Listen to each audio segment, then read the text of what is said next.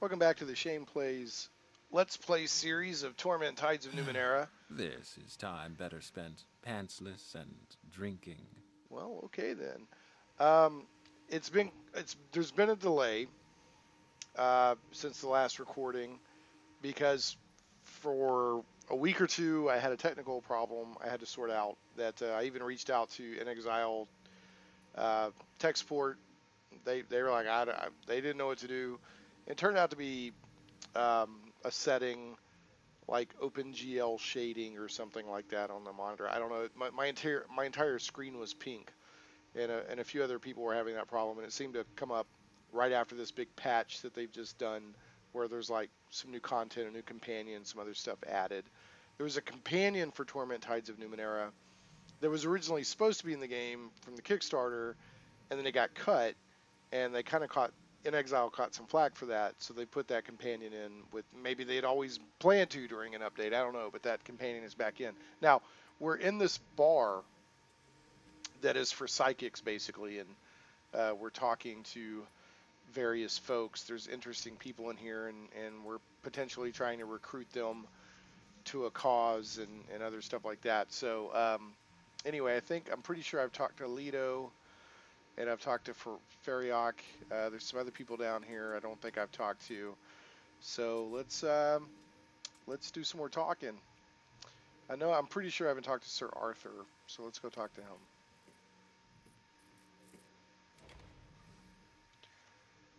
This man has leathered dark brown skin and hair as white as the full moon. He peers at you from beneath long strips of eyebrows, sucking on a long pipe that has been made from either segmented wood or the leg of an enormous insect. His clothing is blue and formal, like a priest or a professor of some kind. All over him, on his belt, in every pocket, on both shoulders, even hovering in the air around his head, are glowing, chittering devices of all kinds. Yeah, I've got to upgrade my computer. It's just sitting here chugging along. All I did was hit continue. Let me guess. He sucks from his pipe. A ball of green steam floats away from his mouth. You are a traveler, that much is clear, an explorer. Yet you have the look of a farmer. Hold on a second. This Windows is popping. They keep trying to get me to update to this new creators update. An explorer. Yet you have the look of a farmer visiting a teeming metropolis for the first time. He taps various relics on his person. Never seen the like, have you? Fortunately for you, I adore educating folks on the subject of the Numenera. I've also traveled extensively and seen much of the world. Go ahead, ask me whatever you would like to know. Okay, who are you? Goodness, forgive me. He stretches out his hand. Sir, Arthur Torine, traveler, explorer, and lifelong student of the Numenera. I have seen everything between here and the Steadfast, and I have studied Numenera of all kinds for decades. There is no man more knowledgeable about the Ninth World than he who sits before you, I assure you. Why are you here? Knowledge, of course. I have traveled all over the Steadfast and the Beyond, but I had to know what was beyond the Beyond. Who knows how much time I have left on this world? I wanted to see for myself. Why are you here in this tavern? Libations! He lifts his glass enthusiastically. I'm trying to determine the nature of these fantastic liquids. Also, the people here are quite informative. No better place to learn about a city than its taverns. He takes a deep swig from his glass. All right, so I know what the Numenera are, but I'll ask him what he says. What are the Numenera? His eyes light up, as too do a number of the devices on his person, though you cannot see why. The Numenera are practically everything around you. We live among the detritus of uncountable civilizations. Actually, it's 9, I think, or 9 worlds. I don't know. Anyway, many of which were more powerful than you or even I can imagine. Everything they left us is the Numenera. Weapons, power sources, medicines, gels, plants, animals. Why, even the very drit on the ground and shins in your pocket are examples of Numenera. It's such a broad term that the Order of Truth has categorized the Numenera with terms like oddities, ciphers, and artifacts. Of course, any true student of the Numenera considers these categories too broad still. I have my own distinctions, but that is neither here nor there. neither here nor there. He takes a puff from his pipe. In any case, it is the Numenera that power the wonders of the world, from an explorer's esoteries to the datasphere to the drinks in this very tavern. This is interesting. Kind of getting an info dump on Numenera at this point in the game. This is probably the deepest explanation we've had of a Numenera. What is the difference between oddities, ciphers, and artifacts? He takes a long puff on his pipe before answering. For the most part, he says, those terms refer to how useful a device is. It makes sense. As wonderful and powerful as the relics of the past are, nobody in this world gives a damn unless it can fix their problems. He sighs. They don't care how it works or where it came from, eh? But if they can use it to feed themselves, fight off an earneth grask, or at least get them a few extra shins, now they're interested. He shows you the back of his fist, sticks out a thumb. Oddities are the least useful. They do something all right. Heat your drink, float in the air, make everything you say sound like music, whatever. But it's rarely something anyone can really get any utility out of. Oddities are fascinating, but pragmatically, they're only worth a few shins. He sticks his pointer finger in the air next to his thumb. Ciphers now, those might do anything. Heal your body, shoot a blast of flame, teleport you somewhere safe, and so on. But they're volatile. Whatever they do, they'll do it just once. And if you don't know what you're doing, putting too many together can give you what's called cipher sickness. He holds up a third finger. Artifacts won't do that. That term belongs to devices that last. Maybe not forever, but more than a one shot. Right? What's a cipher, or what's cipher sickness? Terrible, just terrible, sets his pipe down.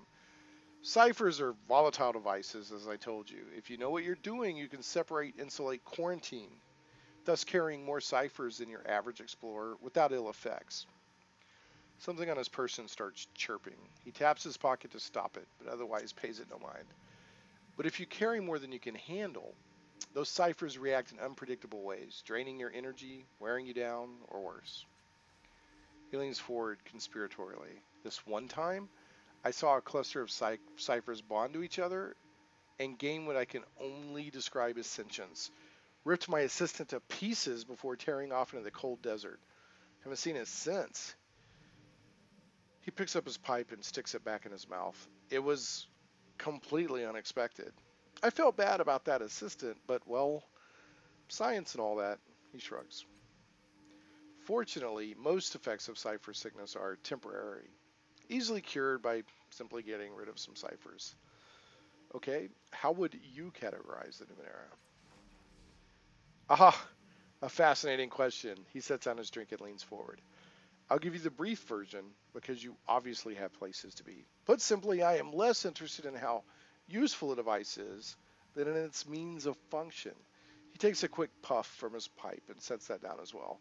Now, the technology of the prior worlds is far too incomprehensible and varied for us to truly understand which civilizations created what. But we can define some basic categories. He counts each one on his fingers. Many devices deal with fundamental forces: gravity, magnetism, sound, light, even time itself. Automatons and created intelligence fall under artificial life. Biotechnology covers a wide variety of Numenera. Many plants and animals that we considered natural were in fact created by prior worlds for some arcane purpose. The bloom may fall under this category.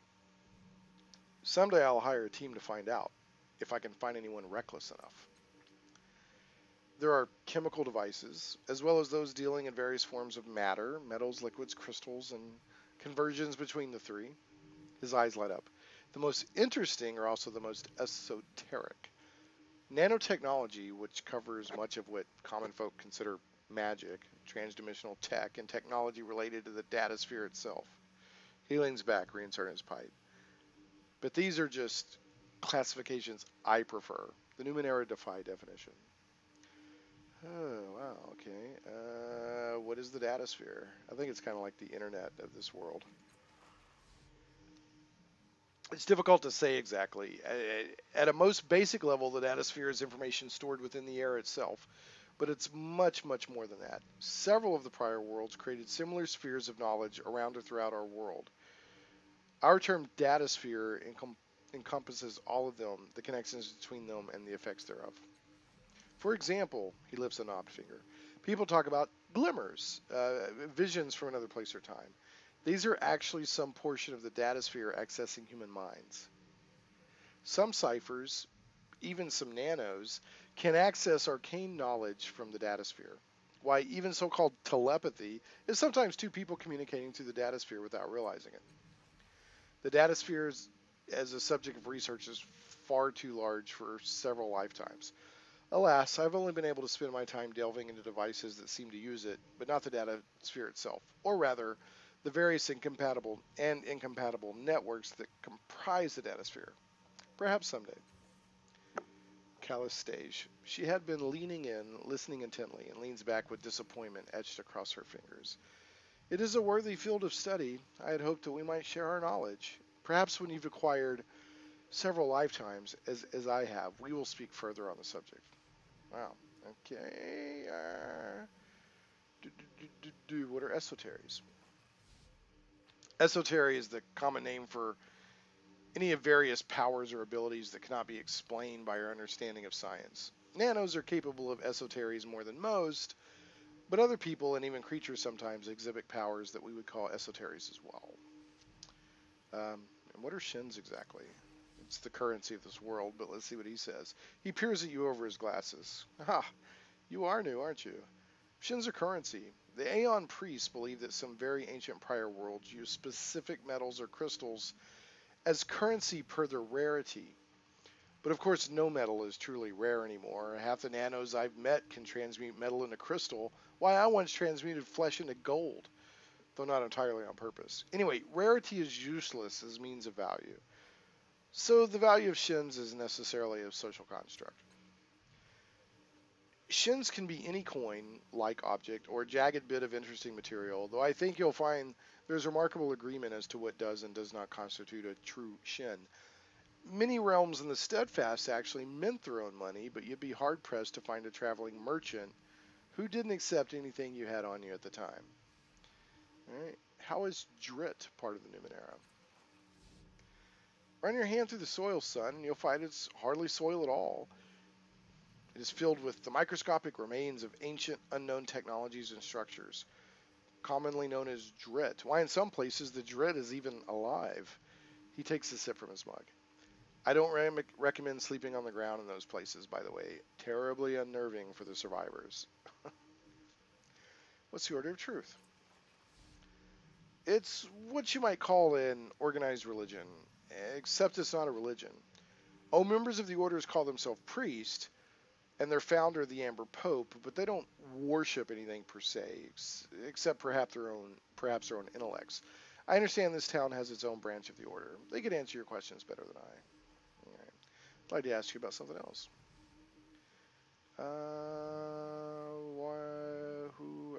So this guy's just an info dump, basically. How do you know so much about the Numenera? Cipher gathering was always the main source of income for my family. Alas, no more. But I have extended that penchant into pure research, or penchant. It is not arrogant to say that mine is one of the greatest laboratories in the Steadfast. Why, an entire university has sprung up around my home. I specialize in research and experimentation. Prospective assistants apply almost daily, which is good, consider how quickly we churn through them. Clears his throat. I'd like to know more about the world. Of course. Ask me anything you like. I've traveled all over the Ninth World, throughout the Steadfast and the Beyond. I even know a little bit about this part of the world, the so-called Beyond the Beyond. I've met explorers of all kinds and listened to countless stories. So, what is it you would like to know? All right, what can you tell me about the Steadfast? Much, my friend, much. Too much, in fact. The Steadfast is a collection of kingdoms and principalities far west of here, all the way to the end of the continent. He blows smoke from his mouth. It forms into a purple ball and drops to, and then through, the floor. It is where the Order of Truth holds sway more than anywhere else. There are several different kingdoms, along with scattered villages and aldeias, but they all swear fealty to the Amber Pope and his Aeon priests. He utters a small growl. The Order requires nobles of the Steadfast to fight against the Gaians.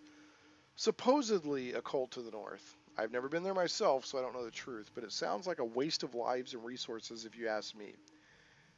That's why I keep my laboratory in the southern reaches, as far from the conflict as possible. Alright, the Beyond. A wilderness between the steadfast and here. Highly dangerous. His words seem meant to frighten, but he has an excited glimmer in his eye. Some of the most interesting claves and villages can be found there. I found one village whose people hovered a meter off the ground from birth to death. The villagers of another would tell you the exact method of your future death. I can't say how accurate they were, though several of my assistants tendered their resignations. Further out is the realm of the most deadly creatures, landscapes, and weather. Oh, yes, he says, seeing your expression. The land and weather itself will rip you apart in several locations in the Beyond. You've heard of the Iron Wind? It is but one of the cruel rulers of that land, though perhaps the most infamous. A cloud of invisible machines altering the physical structure of anything and anyone it touches. He grins widely as he brings his cup to his lips. Truly terrible. What can you tell me about the areas beyond the Beyond? You're in it, friend. They call it the Sagas Protectorate, or at least this portion of it. There's Sagas Cliffs and the Bloom nearby. We're in Sagas Cliffs in the game right now. I've heard of places like Harif and Rajolios far to the east. I'm most interested to explore this Valley of Dead Heroes I've heard so much about. A place to inter the dead? Bound to be some very interesting relics in a place like that. He sighs. In truth, I am only a recent arrival to this place myself. You would do better speaking with the locals. All right. What can you tell me about different kinds of explorers? Brave and intrepid souls, my friend.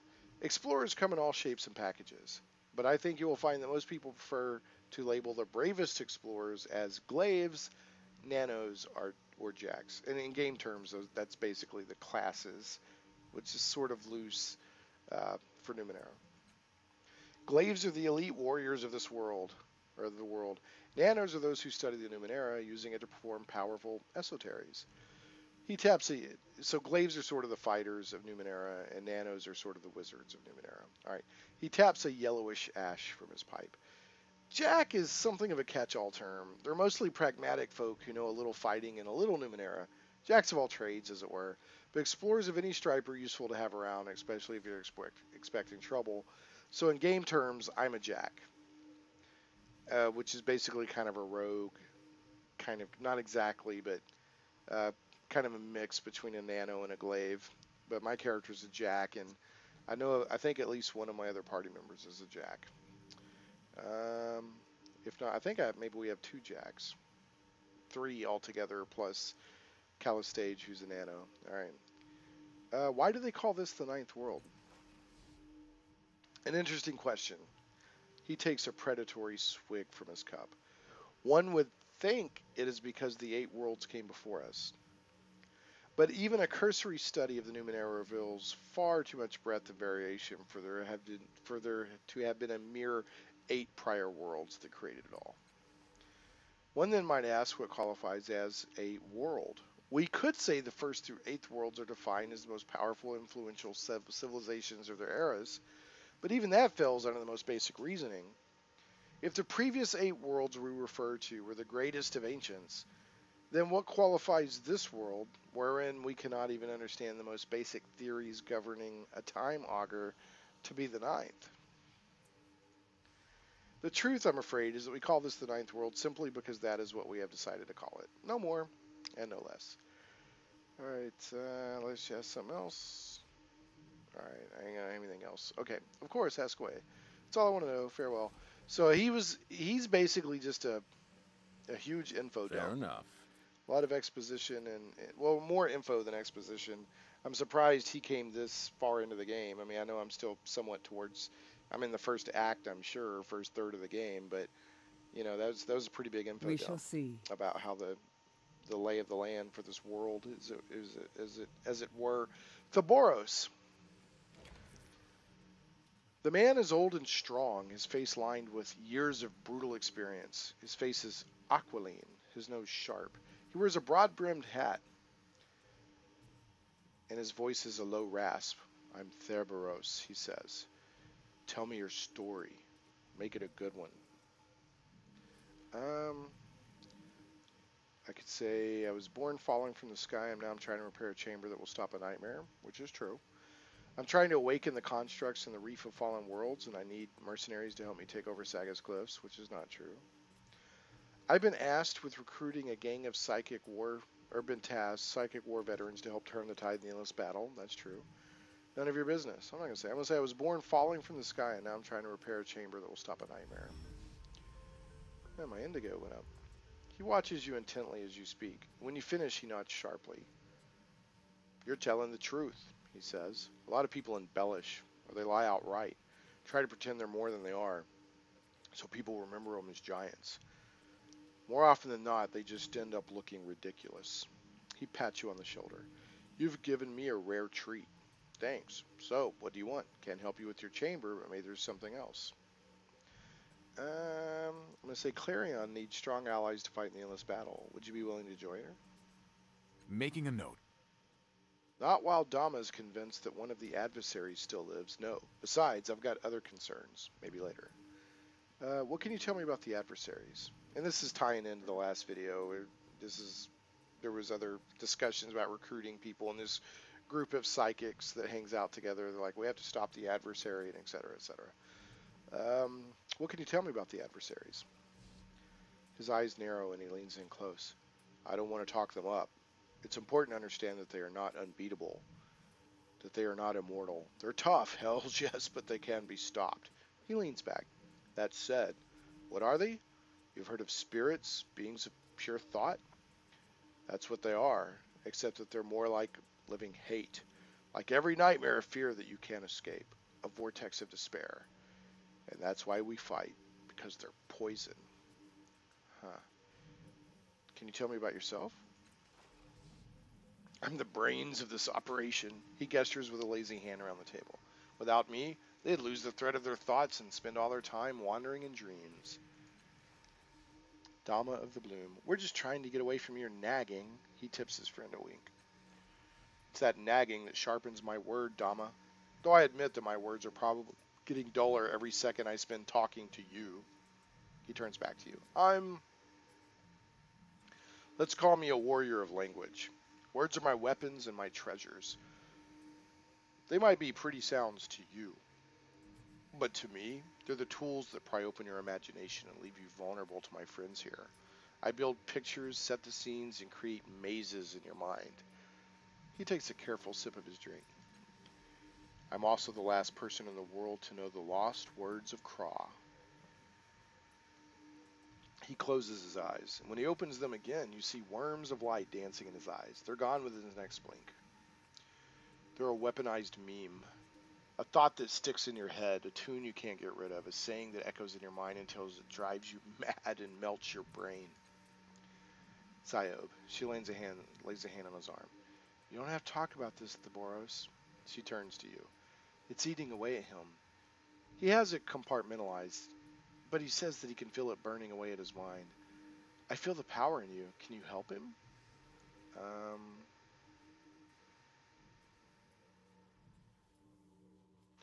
What can you tell me about the words of Qra? His long face grows more somber, if that's possible. Those words were the ruin of an ancient civilization. I had this story from a dying Navajan before I wrested the last word from its mind. It goes like this. The scholarks of that age had found deep truths about the world, and they stumbled across these words. They wrote the knowledge down and sealed the words away with the strongest warnings they could find. And then they killed themselves so that they wouldn't infect their kind. The problem was they didn't count on their writings sticking through the ages. Some skist-brained fool ignored the warnings on the bindings, read the words, and spilled them out into the civilization that had grown up in that spot over the millennia. 8 rulers of Qra, 8 words, and a continent-spanning empire fell. Its people bleeding from their eyes with hatred in their hearts. Survivors tried the scholar who'd released the words, buried him in stone. The words were lost again. A Navajan, a hero, found the imprisoned scholar. It tried to wipe away the knowledge he had spoken and removed him from the world. Had the Navajan stuck there, it would have seen the dust itself rewriting the words of Qra on the floor in the wind. He bows his head, but it was too late. The words had infested his mind.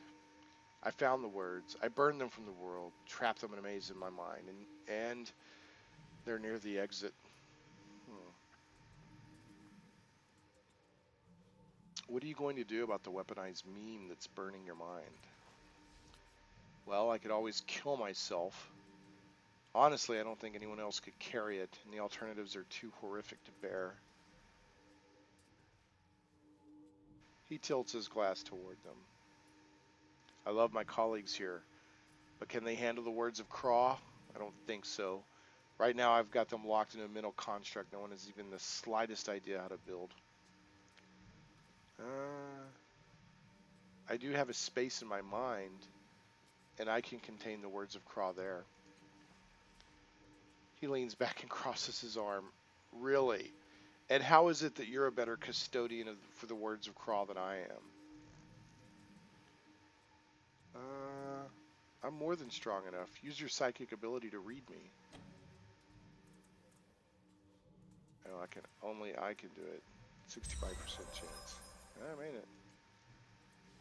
Success. He focuses on you, and you feel something like the skittering of spiders across your mind. They plunge inside, and suddenly you sense his presence in the labyrinth, and you can feel his mind recoil. He snaps his eyes back to yours. Yes, I think you'd be an excellent vessel. Do not use the word. Keep it contained, you hear me? He leans forward and whispers the word into your ear. It is a beautiful word, and you feel your tongue curling to shape it aloud. Theberos claps his hand across your mouth, his eyes tied on yours, and with his mind he drags the knowledge of the word into the labyrinth, into a disused corner, and he seals it with an image of steel glass and dark infinities of space. He leans back, panting. Ziob. Yes? My studies have borne fruit. Theberos. I need a piece of my mind cauterized. Here. He touches his hands to her temples, and she to his, and they lean forward, their foreheads touching. You see a flare of light, and he cries out in pain, but he doesn't let go. When they realize their hold on each other, you see a small smoking hole. Oh, when they release their hold on each other, you see a small smoking hole in his forehead. I couldn't take the chance it would leave a trace of itself in there, he says. It's gone for me. It's your responsibility now. Wow. What can you tell me about this place? Ask Dama, ask Leto, ask Ziob or Feriok. I just drink here. Can you tell me about the Fifth Eye again? I don't remember anything about the Fifth Eye, but let me ask. I don't think I told you anything the first time, so no. Okay. Yeah, because I didn't remember asking him. All right. Can you tell me any stories about the others in this bar? I can, but I won't. Talk to them yourself. Well, man, he's not very grateful for me saving him from going crazy or killing himself. They all have a piece of wisdom that they carry in themselves, and I won't dishonor them by telling their stories for them. He scratches under the brim of his hat. I can eulogize them, but every story would start like, here's a warrior, selfless and self-absorbed, knowing about themselves so they can help the world. But they're all more than that. See if you can get them from a different perspective than me. Okay. Farewell. Okay, so Dharma is the one keeping them from joining Clarion here. So let me talk to Ziob. This woman's face seems timeless, neither old nor young, unblemished but somehow not perfect. Her dark and wavy hair floats like a cloud to her shoulders. When she speaks, her voice is musical, almost artificial. I'm Ziob, and you are? She concentrates, fingers pressed to her temples. When her tablemates start smiling, she pulls them away. I'm actually not a mind reader like these two, just a joker. So you're not going to guess who I am? Silver. I don't know who you are, but I can tell you where you're from. Tell me, are you from the area?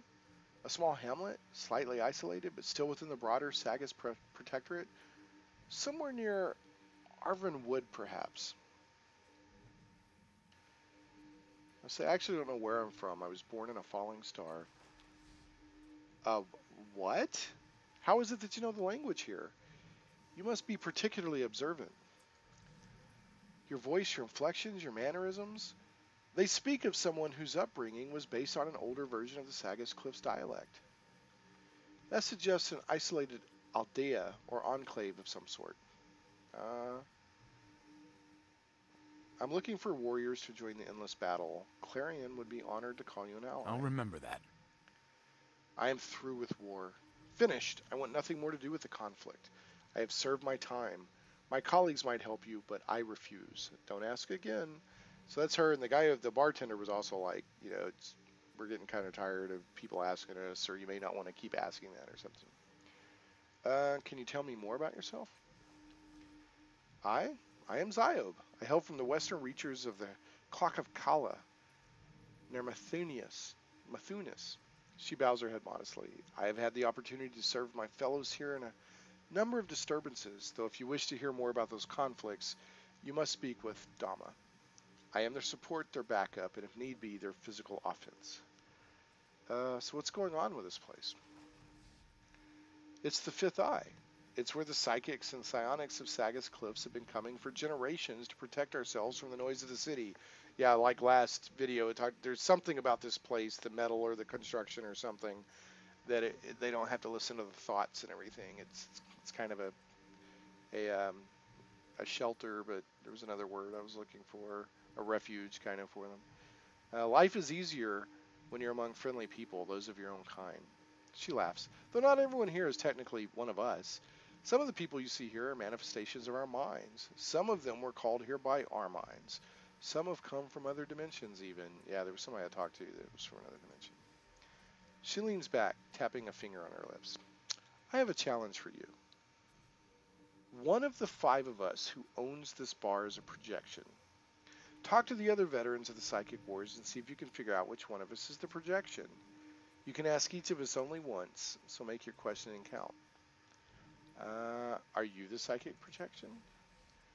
Me? No, indeed. In fact, I am projecting them now. It's my power that makes the projection possible. If I were you, I'd focus on physicality. Best of luck.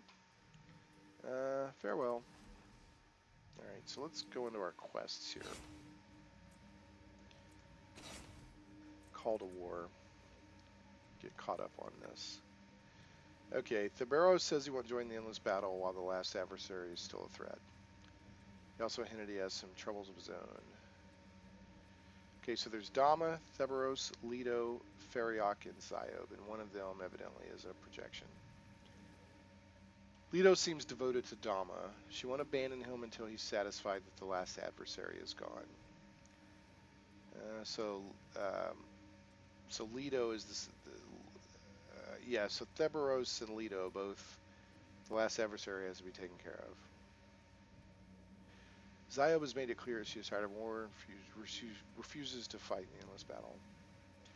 Feriok refuses to leave the Fifth Eye under any conditions. He also suggested that I ask Clarion to leave the bar. Her continuing efforts to recruit him and his friends are apparently unwelcome. So Feriok was the bartender guy. So I still need to talk with, let's see, there's Feriok, Ziob, Leto, Theberos. I need to talk to Dama.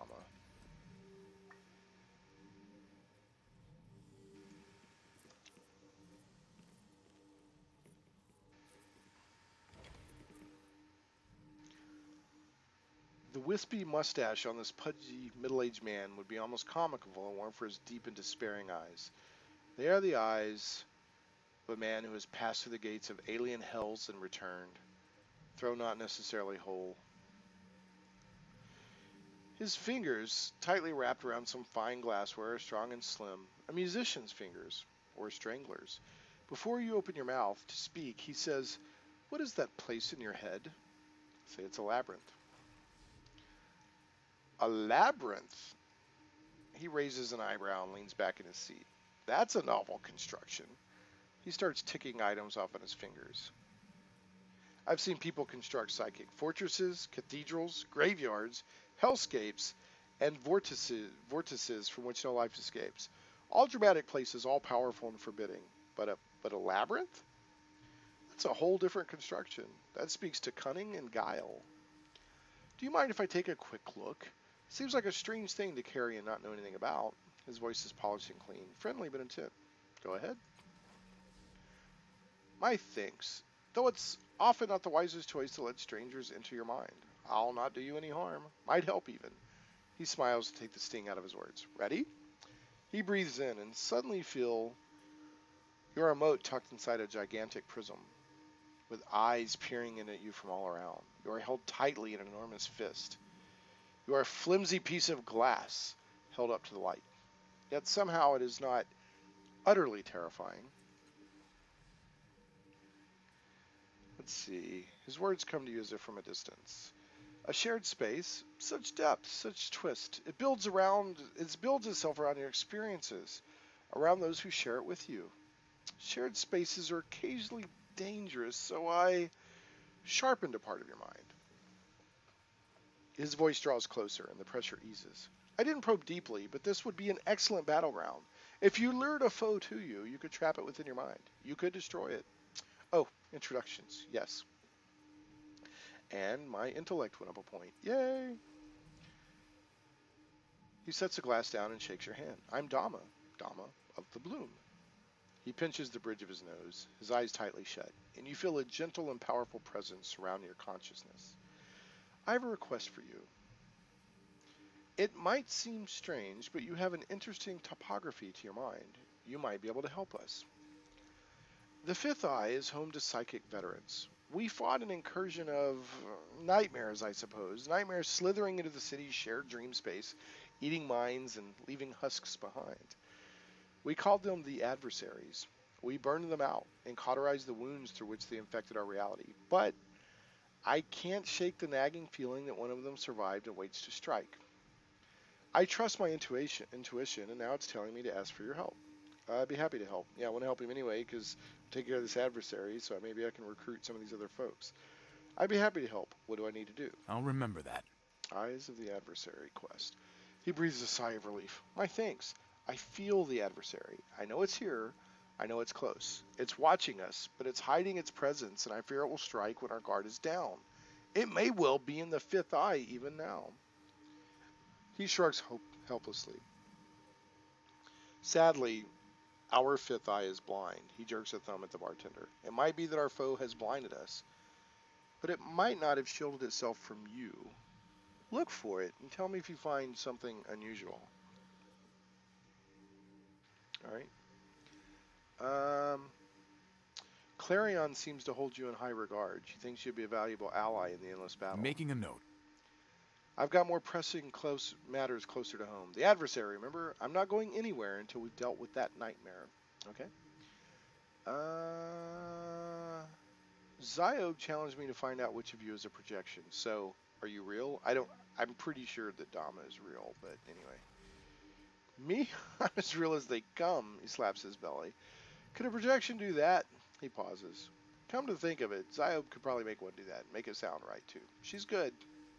But how would you test whether a psychic emanation was real? Ziob said I should focus on physicality. Here's a hint. Dama of the Bloom. Here's a hint. He reaches out and claps you on the shoulders, his fingers holding tight. Projections play on your expectation, but they're pierced easily. He leans back. Good luck with it. He's already touched me. Touch Dama. He doesn't move, and your finger sinks into his flesh. He grins. Satisfied? I don't have any more questions about this. I'd like to ask something else. All right. Tell me about yourself. I told you they call me of the Bloom. I was born there, and I knew nothing of the world outside for the longest time.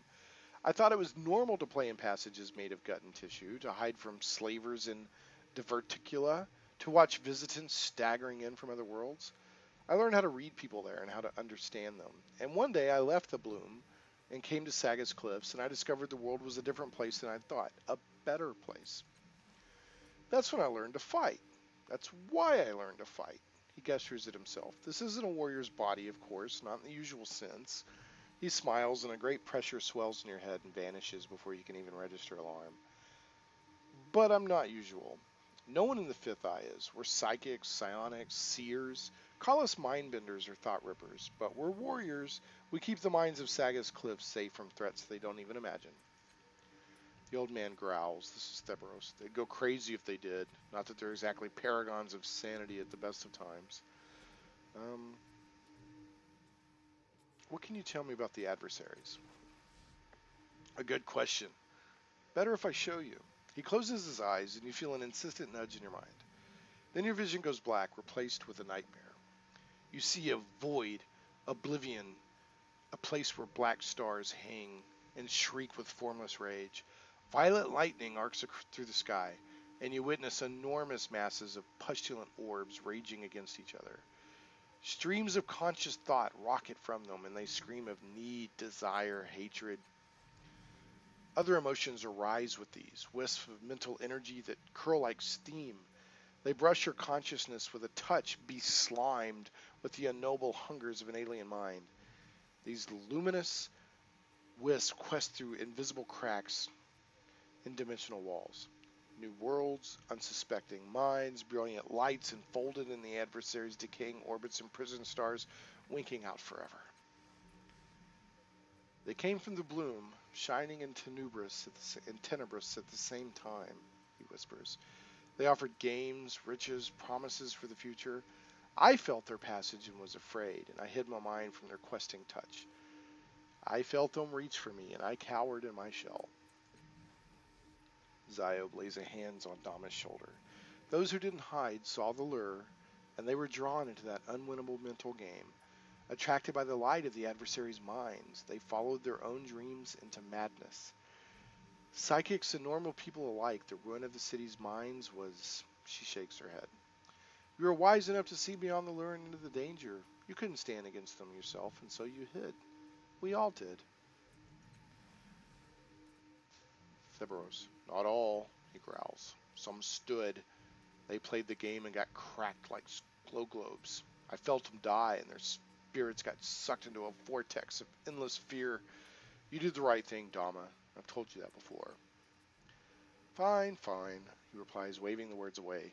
But you've seen what the adversaries are like now. Inhuman. With no negotiation. Maybe they're communicating with us and we don't understand them. But I tell you, if this is their hello, I don't want anything else to do with them. So those of us who survived that initial incursion gathered here. We set aside our differences and we fought back, but not without our own losses. What is this place? This is the Fifth Eye. You might think of it as a retirement home or a veterans hospital, but it wasn't always this way. Look around. He gestures at the pipes and the disused machinery. There's a reason we're here. Ask your questions. Can you tell me about the nature of the Fifth Eye? What did you mean when you said it was a veterans hospital? He raps on the nearby wall. It's a solid sound, no vibration. We don't know what this place was, though the pipes of the machinery make it seem kind of like a pumping station. But what it is to us is, and then his mind whispers in yours, sanctuary. That was the word I was actually trying to think of earlier. A crawling sensation, like insects under your scalp. This is what the outside world is. You see an image of the city beneath you, writhing with ribbons of light that flare in a million colors. Each of those ribbons is a thought, word, deed, and each calls out for attention. His companions nod. He continues speaking. When we're here, we can dampen that noise. The voices become voluntary. We can listen, but it's not insistent.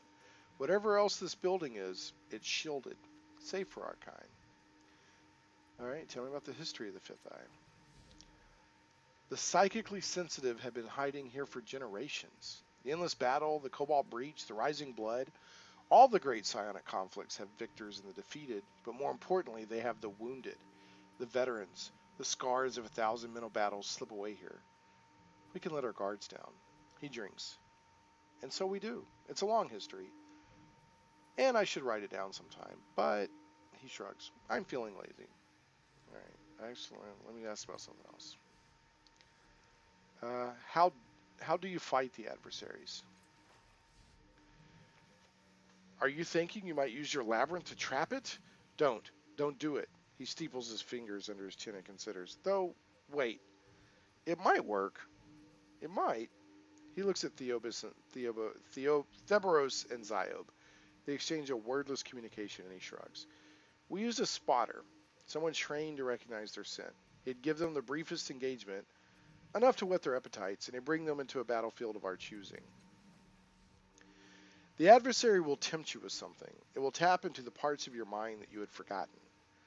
Ignite a desire. It will offer bargains, tastes of power, and try to draw you towards its way of thinking. The key is to keep control of the imagery and the metaphors your minds conjure together.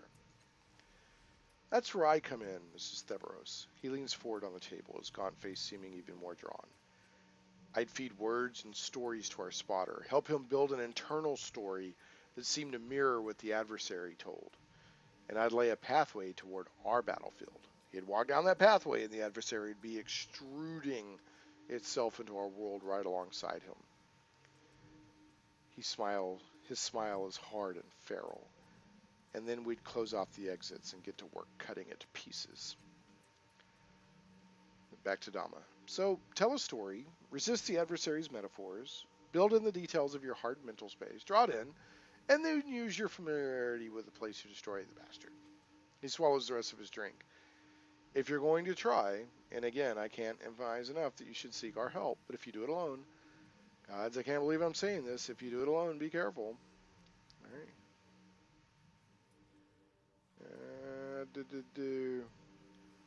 Alright, I think I may have a lead on the identity of the adversary. I'm grateful for your help. Tell me your suspicions and I'll see if I can confirm or allay them for you. Could it be Clarion? Making a note. He bursts out laughing. I understand their devotion to destruction might make her seem a monster, but like the rest of us, she is merely human. There's a strange, ghostly woman over there. I'll remember that. Ah, yes. While she's unpredictable and possibly dangerous, she's not an adversary. We've tried to remove her before, yet she always returns. Rather than risk any damage, we just stay out of her way. I'd advise you to do the same. The man in the yellow shirt, what about him? Making a note. That poor lost soul is not the adversary. There's more to him than his first apparent, but you should not fear him unduly. The man in blue with the pipe and all the strange Numenera, could he be the adversary? Making a note. Sir Arthur? No. He's a wanderer and a collector of knowledge, but his interest appears to be entirely beneficent. He's a strange one, that's true, but no, he is not the adversary. Alright. I talked to a being called O, definitely not human. I'll remember that. I have sensed O's presence and reached out to it with my mind. It is not an adversary. It's, well, I don't know how to describe it, but rest easy because O probably won't destroy you. Probably. That's all for now. Let's talk about something else. Can you tell me about the people here? He smiles a little wistful. Sure, but keep in mind most of them can hear us. Who did you want to gossip about? The others burst out laughing. He gestures around the bar. They've all got their stories. Some of them aren't from this world. Some aren't even real. This summons another peal of laughter. He points his chin around the room. There's Theberos, Ziob, and Leto. Oh, and Feriok. We own the place together. We fought in all manner of wars, battles, and conflicts. We've traveled for some, worn Esper helmets for others, or projected ourselves across the world. But the worst was the adversaries. They were the truest test for all of us. They forged our friendship tighter than any other experience could have. Theberos. Best part is, we've sacrificed our lives, our friends, and our sanity for a city that'll never know. They keep on with their daily lives, and just assume the rash of madness is some effect of the Numenera. Gave up the best part of our minds, they don't even care. Doesn't matter to me what the rabble think, but it'd be nice to at least get some professional recognition. We've been over this, Theberos. We don't do it for ourselves, we do it because it's the right thing.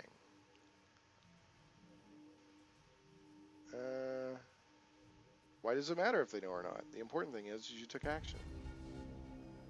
Sure, saving the lives of people who flinch when they see me coming. I love seeing mothers snatch their children from my path.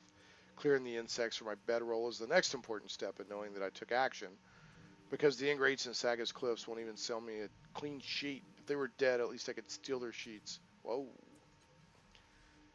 Who do you think the adversaries would go after once all the citizens were dead, friend? You think they'd head out into the world, leaving your mind glowing bright behind them? I could shield myself, no problem. I did it when they came out, remember? Just like you. My studies have borne fruit. Dama of the Bloom. Yes, I did, but I found help, and we hunted them down and wiped most of them out. You? If you were alone here, you get tired of having to hide your true self around them and start cursing at them just so they'd notice you. Why did I get 2 XP for that? He turns and holds his hands up. You see what I have to put up with? Ask for a modicum of respect, and instead I get mockery. I don't know why we pay any attention to this old gallow glass. Let's talk about Theberos. Theberos, despite his terrible complexion, gaunt face, bird-like nose, and questionable tastes in haberdashery. Actually, I'm trying to think of any redeeming qualities that might offset all of this. I'm right here, you know. He ignores his friend. Ah, yes, despite all of these obvious disadvantages, Theberos has become one of the most preeminent warriors of language in the entire world. You can laugh, but the old saying is undeniably true. The tongue with the word is deadlier than the hand with the sword. Unless the sword hand gets to you before you can make someone else get in the way, he mutters. Dama laughs. He can plant words in your mind that will activate and weaponize your body against itself. With a word, he can spin illusions inside your skull. He knows the hidden receptors and compartments of the mind, and he can whisper lock you dead. That's a fair enough assessment, eh? Theberos nods. Alright, what about Ziob? Let's not. Dama. Nonsense. Ziob is our enforcer, our telekinetic. She summons visions for us to distract our foes, projects deadly energy, and harnesses the power of the physical world to anchor us, or our enemies, while we deliver the killing blow. She also lets us focus our energy through her. She is what you might call our heavy weaponry, because she makes the immaterial world much, much more tangible. While we frolic in the playgrounds of the mind, she's concerned with more earthly matters. How poetic, you old scholars. Truly, you took the words straight from my... Why, you dirty thief! He holds his hand up in surrender. You are practically shouting, Ziob. How could I help but listen? Alright, let's talk about Feriok. He doesn't look towards the bar, but his mood turns somber. A true empath. Our spotter back when he could do the work. A brave man, aware of the risks he took. Psychically sensitive, able to catch the lure of the adversaries, and willing to run with it. If it hadn't been for him, we'd never have the successes we did. He looks down at the table. The last one we fought caught him. It took his... He pauses, lost in thought. Ziob steps in. It took some of the things that make him special. He can't spot for us anymore. His powers aren't what they were. He's a shadow of his old self. But the old skiss sucker has our thinks anyway. That's Theberos. But the old skiss sucker has our thinks anyway. He raises his glass toward the bartender and drops it on the table as Ziob punches his arm. Ow! That's bad luck, you know. Don't you speak an ill word about him, Theberos, not after what he did. You know how I feel about Feriok, Ziob. He swishes the liquid left in his glass, his head and voice lowered. Before he lost his powers, he was one of the best of our team, one of the best I've ever known. They all nod. He cackles, but don't tell him I said so. Ziob punches him again. Alright? Let's talk about Leto. Dama. She's our seer, our prescient. She knew where the adversaries were going to be. She knew when they'd be there, so we could set ourselves up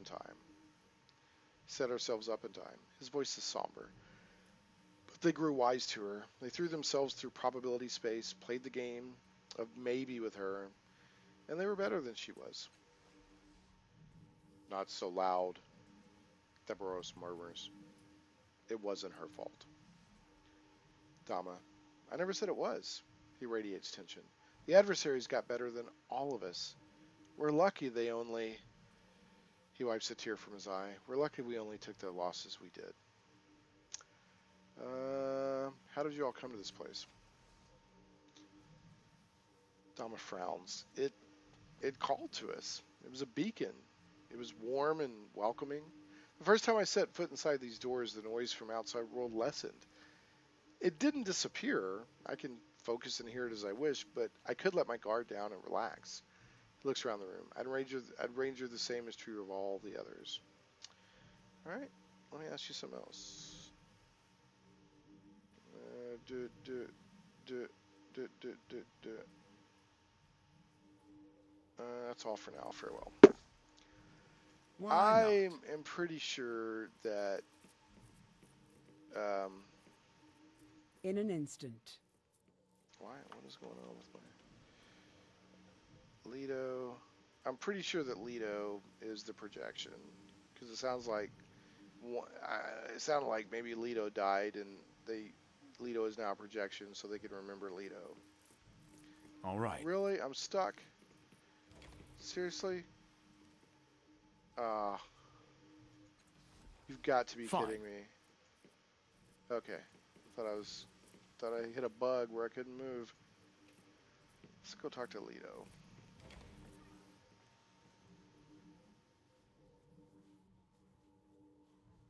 Ziob says one of you is a psychic projection. Are you the projection or are you real?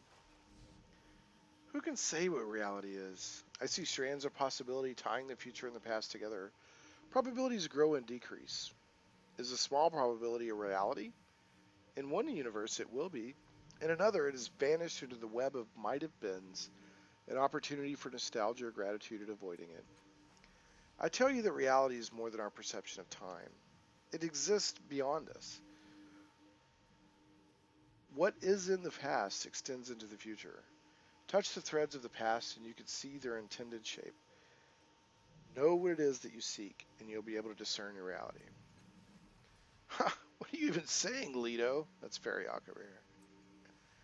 A smile touches her lips. Only that one would question reality must know that reality should behave, or must know how that reality should behave. She focuses you more fully. I am not this projection you seek.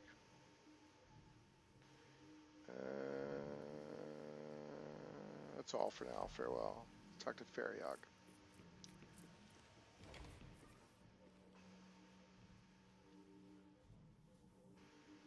Thomas said you're blind. What does that mean? He laughs. I used to be the spotter for this gang. It means I could sense the presence of the adversaries, build an attractive playground for them, and draw them after me. Last one I faced, though, his face falls and he draws into himself. It burned me out. It put out my eyes. It burned me out. It put out my... And then he's back to normal, smiling as if nothing had happened. Huh. Ziob challenged me to find the person who's a psychic projection. Are you the one? He laughs. Now, why would I come right out and tell you? If Ziob's playing a game, why should I spoil her fun? Come on, puzzle it out. But let me offer a clue. Know your subjects. I guess that's the kind of thing an empath would say, eh? Dama hinted that I should touch you. He seems to consider for a moment. Fine, touch away. His flesh is hard and as unyielding as a synth steel. That's a little too... Clean living, he mutters. Ziob said I should focus on physicality. She did. How's this then? He concentrates momentarily. And bottles and glasses circulate in a convoluted pattern around his head. They settle back into place for a moment. How's that for physicality? See, that's actually interesting because he's not touching anything. Huh. Leto said you were an empath, not a telekinetic. Did she now? He looks over at her and frowns. She shrugs. What if I developed telekinesis after the adversary stole my empathic ability? Let me ask a few other questions. That's all for now. Farewell. That's Fariok. Yes. He's the dude.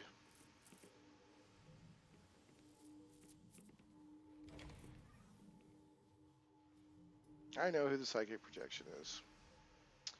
It's Fariok. My studies have borne fruit. She laughs delightedly. I won't even ask how you figured that out. If you guessed, it was a lucky guess, but your instincts were right. Then her face falls. I began manifesting him after he was killed. He was our spotter, the man who saw the adversaries and lured them into our battleground. But the last adversary we fought, it was ready for us. It caught hold of the lure he offered, and it followed his mind all the way to the reality. It burned. She pauses, chokes back a sob. It burned him from the inside. She looks into the distance. He lured it to us, and with his dying will, nailed it into place. Dama. It was a sacrifice any of us would have made, Zio, no matter who was in that position. He speaks softly, as if trying to convince himself. She continues. The adversary didn't pay attention to us, even as we poured our heaviest attacks into it. It was too absorbed in destroying Feriok, tearing him apart instead of defending itself, as if its first priority was in blinding us instead of preserving itself. Her voice turns hard. We beat it, though. So long as I'm breathing, I'll keep his memory alive. He'll serve his drinks and make his bad jokes, and everyone here will feel welcome. It's the least I can do in his name. Farewell. So I don't know if there's still people I can talk. I don't have a clue who. Did I talk to Amos the Soul Keeper? I don't know. I know I talked to him. I don't know where the old lady is. I'm gonna go ahead and end the video here because we're at a minute or an hour in a minute. I think we'll talk to Amos the Soul Keeper next time. I think that's the only person I haven't talked to in here. This is a very interesting location in the game. I'm enjoying these people and their backstories and the stuff going on. So, look at the quest here. Journal. Oh, not on the builders. No. Feriok. So Feriok, the one that is actually the projection, was the one to like tell Clarion to leave the bar. Was that not a separate quest? Yeah, Eyes of the Adversary. Let's check this out. Dama thinks the adversary is somewhere close, watching him and his friends. If I encounter anything suspicious, I should tell Dama at once.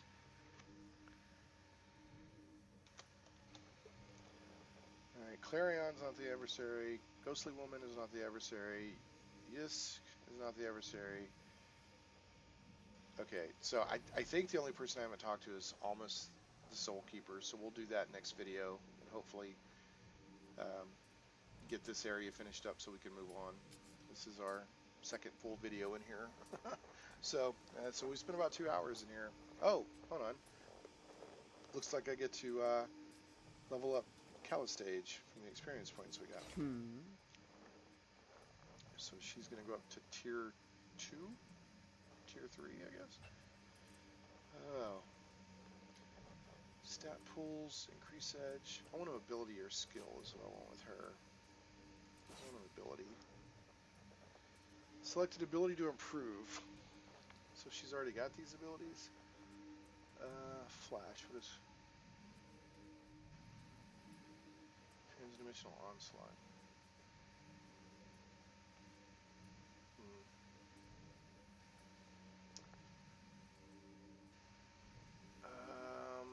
Deals 5 transdimensional energy and confers hobbled if the target fails to resist. +1 damage per effort applied, max +6. Train 15% on +15% on attacks. Flash. I've already got that trained, so now I'm gonna novice deals 8 physical damage to all. Okay. Even on a miss, deals 1 damage for each level. Okay, yeah, I'm gonna do that. Okay. Guess that's it. Close. Alright, we'll save here. And we will catch you next time. Thanks for watching the Shane Plays Let's Play series of Torment, Tides of Numenera. We will catch you next time. And again, we'll talk to almost the Soul Keeper here. I thought that scary lady was down in there. The ghost lady. I don't know. Maybe she was down in here. But anyway, we'll talk to him. Maybe that's the adversary. I don't know. And then we'll keep going. So thanks for watching the video.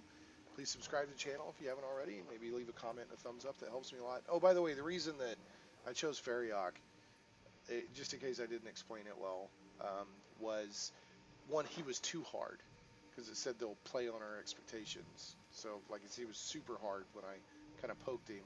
Said like synth steel, and he was not touching any glasses. It's all being done. You know, these glasses keep moving around on their own, so that's why I figured it was him. So anyway, we will catch you next time.